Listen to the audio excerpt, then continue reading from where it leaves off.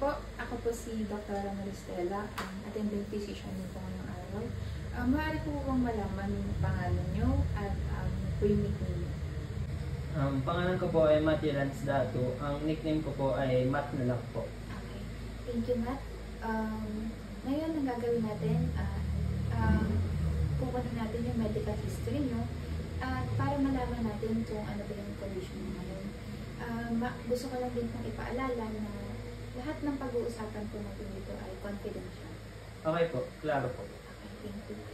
Ilang taon na po kayo at kung may trabaho po ba kayo? I'm 26 years old po, pero wala pa po akong trabaho kasi fresh graduate lang po. Fresh graduate. Maaari ko rin po bang malaman yung marital status mo po? I'm currently single po. Okay. How about yung religion mo po? I'm born again Christian. Okay. So, born again Christian and Single po. single. Okay. Maaari ko bang malaman kung ano po yung dahilan ng pagpunta nito? Nagpunta po dito kasi may nararamdaman po akong pangingirot sa may bandang ilalim po ng dyan po, sa may bandang puso po. Okay. So, pangingirot sa bandang ilalim ng Dyan, sa may bandang puso po. Kailan ba nagsimula ulit? Mga 2 linggo ko na po kasi siya nararamdaman. Tapos, yung pakiramdam po ba nito, may mahapde o may pangingirot? Yung pakiramdam niya, hindi naman mahapde, pero makirot talaga yung pakiramdam niya. Tingin niyo po ba may nagpapalala dito at may ginagamit po ba kayo para mawala yung pananakit? Sa ngayon, wala pa akong nilalagay or iniinom para doon sa sakit eh. Pero napansin ko lang, mas nararamdaman ko siya pag wala pa akong nakakain sa buong maghapon. So, sumasakit siya pag wala pang nakakain sa buong araw. Opo. May kasabay na ba itong mga sintomas katulad ng pagsusuka, pagtatae, o pagbabago sa iyong dumi? Sa dumi po, wala naman po. Wala rin po akong lagnat eh. Pero nakaranas po ako ng pagsusuka noong nakaraang 2 linggo. Pero hindi naman po siya araw-araw. May mga araw lang po talaga na minsan nagsusuka po ako. So, minsan may pagsusuka na. Okay. At naoperahan na po ba kayo dati o meron na din ba kayong dating sakit?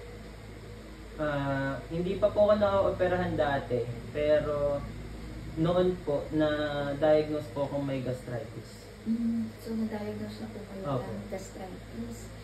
May history po ba kayo ng diabetes, ng high blood, o kahit sa family history? Personal po, wala naman akong history ng diabetes at high blood. Pero sa pagkakaalala ko po, yung nanay ko po, diabetic, tapos yung tatay ko naman po yung high blood. Naninigarilyo po ba kayo o umiinom? Hindi po ako naninigarilyo. Yung pag-inom naman po ng alak, tinigil ko na ngayong taon. Pero madalas pa rin po akong mag-soft drinks, tapos medyo madalas din po akong magkape. Yun po lang po siguro. So, bali, madalas kang mag-soft drinks at madalas kang magkape. Pero hindi ka naninigarilyo at tumigil ka na sa pag-inom. Opo. Okay.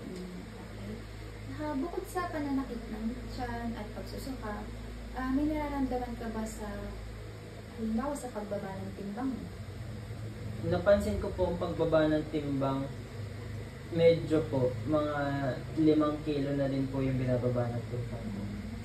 Sa pagdumi o sa pag-ihi? Wala naman po sa pagdumi at pag-ihi. Yung pag-ihi ko po, regular naman po. Tapos yung pagdumi ko naman po, parang normal naman din po siya. Thank you so much po, Matt, sa lahat ng information na po. Base sa iyong mga sintomas, mahakbing pananakit ng tiyan, lalo na kapag walang naman ng sikmula, pagsusuka, at may history ka na ng gastritis. Ang pinakamalapit na diagnosis dito ay pwedeng may peptic ulcer disease ka. Ang susunod na hakbang natin ay magre-request ako ng test tulad ng endoscopy o H. pylori testing para makumpirma ang peptic ulcer disease. Sa ngayon, iwasan muna natin yung pag-inom ng soft drinks o pag-inom ng kape kahit yung maasim o maamanghang. may i-reseta din ako sa mga gamot para mabawasan ang pag-acid ng tiyan mo at maprotektahan ng laman mo ng immune system. So, ayun. Sige po.